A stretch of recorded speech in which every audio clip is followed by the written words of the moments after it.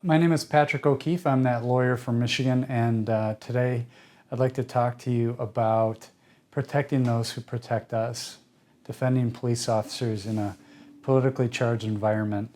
I've spent the last several years representing many police officers with regard to criminal investigations.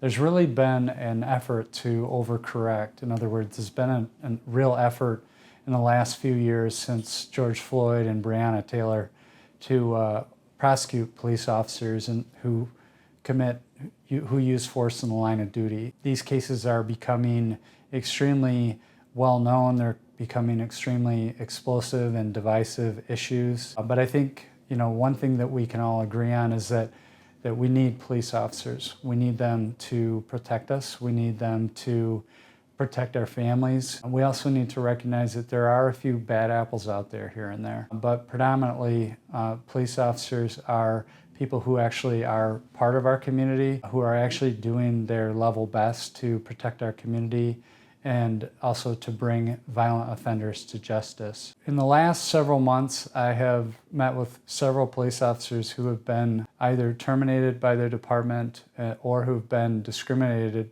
against by the department on the basis of race or on the basis of sex. And one of the things that we're seeing now is we're seeing an effort by the Michigan State Police colonel to essentially throw their own troopers under the bus. And they're in fact seeking criminal charges against their own troopers. But unfortunately, the way the state police colonel sees it, the way the lieutenant colonel sees it, the way a lot of politically motivated leaders of law enforcement see it, is they see it as a racial issue or in some cases even as a gender issue. The Michigan State Police, their most recent recruit school had one African American person graduate from that school. So what we're seeing is that even though the state police colonel is trying to diversify the workforce, it's actually having the opposite effect because the colonel is willing to go after his own troopers in cases where it's simply not justified. And I think, if there's a message to be sent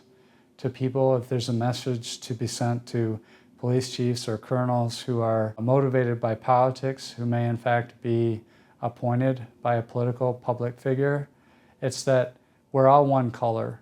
People in law enforcement are all one color, and that's blue.